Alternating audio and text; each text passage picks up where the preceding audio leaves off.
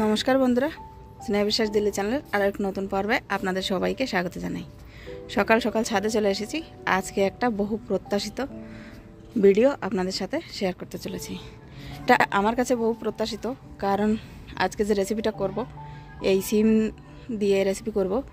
কিন্তু এই সিম গাছটা লাগানো এর বয়স 2 বছর হয়ে গেছে, আর এই দ্বিতীয় বছর এসে এই যে দেখুন সিম ধরেছে। এই সিমগুলো দিয়েই আজকে এই রেসিপিটা করব।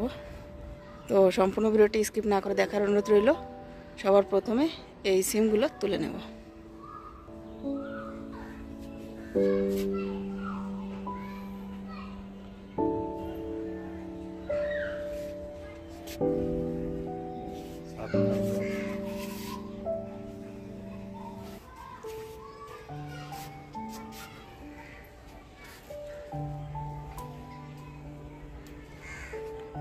পাকা পাকা তোলো, মানে একটু বড় বড়।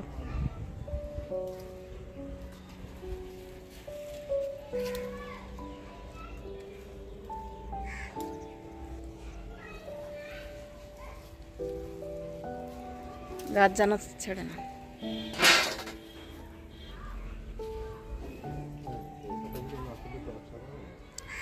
না না, ওই বড় বড়গুলো তোলো না, যেগুলো বীজ মানে একটু দানা দানা হয়ে গেছে। ছাদে যেসব শাকসবজি হয় তা সাধারণত বেশিরভাগ আমিই তুলে থাকি। তো আজকে ওর বাবাকে একটু ডেকে নিয়ে এলাম যে তুমিও একটু তোলো। তো যাই হোক, আমরা দুজন ছাদে এই যে শিম তুলছিলাম, আর ও বিষয়টা বেশ এনজয় করছিল, দেখুন হাসি মুখে। আর ছেলে মেয়ে দুটোই গিয়েছিল স্কুলে, এখন ও চলে যাবে। তো ভাবলাম শিমগুলো একটু তুলিয়েই নিই। এই ভিডিওটা বেশ কিছুদিন আগেই শ্যুট করা হয়েছিল। এখন তো আপনারা ভিডিও দেখে বুঝতেই পারেন শিম গাছগুলো এখন আর আগের মতো নেই। শিম গাছটা তো এখন শিমও শেষ হয়ে গেছে, আর এর পাতাগুলো সব হলুদ হয়ে গেছে, মানে গাছটা প্রায় শেষের পথে।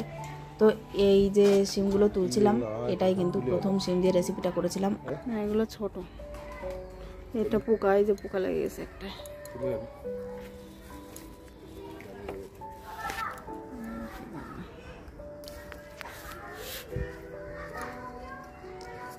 ছোট ছোট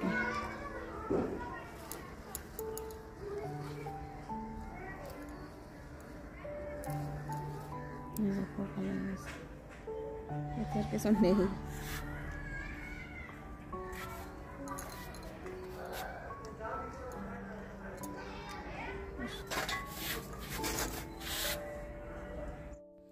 আর এই সিমগুলো তোলার সাথে সাথে এখানে একটা গাছে বেশ কয়েকটা বেগুন হয়েছিল।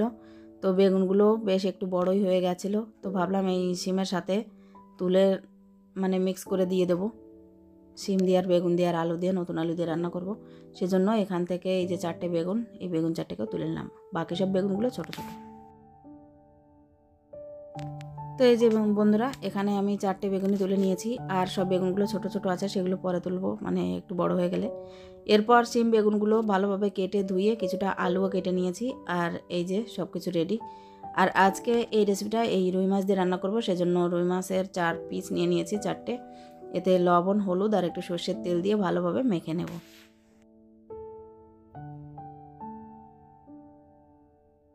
তো এই যে মাছের লবণ হলুদ দিয়ে ভালোভাবে মেখে নিয়েছি। তারপর মাছগুলো ভেজে নেওয়ার জন্য কড়াইতে দিয়ে দেবো সর্ষের তেল, আর তেল গরম হয়ে গেলে এর ভেতরে মাছের পিসগুলো দিয়ে দেবো, আর এপিট ওপিট লাল করে বেশ ভালোভাবে মাছগুলোকে ভেজে নেব।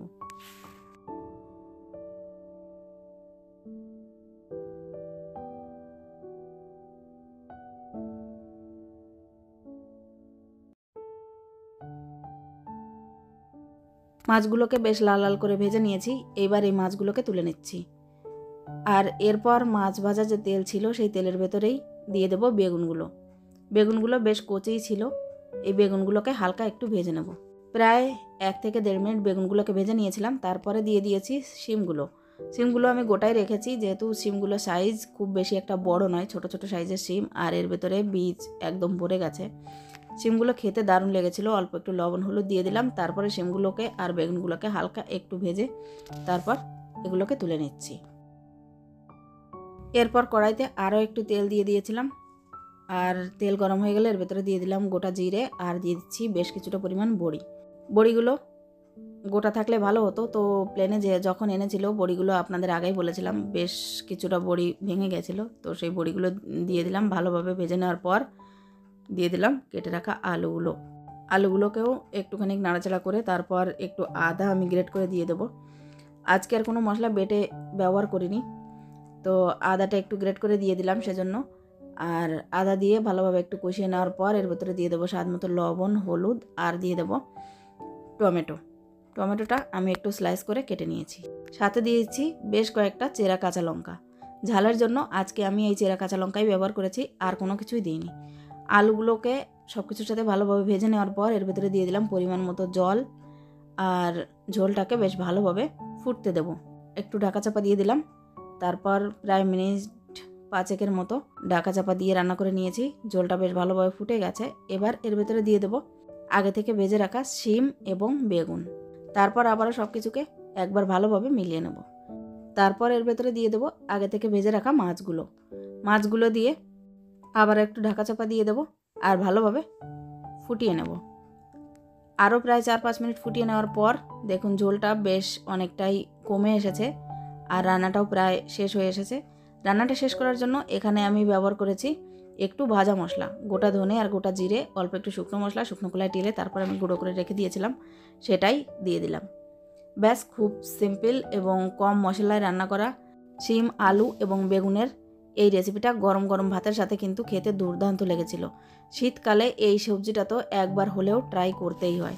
দেখুন রেসিপিটা দেখতে যতটা সুন্দর হয়েছিল, খেতে কিন্তু তার থেকে অনেক বেশি সুন্দর হয়েছিল। আর ছাদের লাগানো শিম একেবারেই সার ছাড়া একদম অর্গানিকভাবে এই শিম ধরেছিল গাছে, তো সেজন্য এর টেস্টটাও ছিল অসাধারণ। তো বন্ধুরা, আজকে এই রেসিপিটা যদি আপনাদের ভালো লেগে থাকে তাহলে অবশ্যই একটা লাইক করার অনুরোধ রইল। আজকের মতো ভিডিওটা এখানেই শেষ করতে চলেছি। আবারও ফিরে আসবো একটা নতুন রেসিপি নিয়ে। ততক্ষণ সবাই ভালো থাকবেন, সুস্থ থাকবেন। ভিডিওটি শেষ পর্যন্ত দেখার জন্য আপনাদের সবাইকে অনেক অনেক ধন্যবাদ। নমস্কার।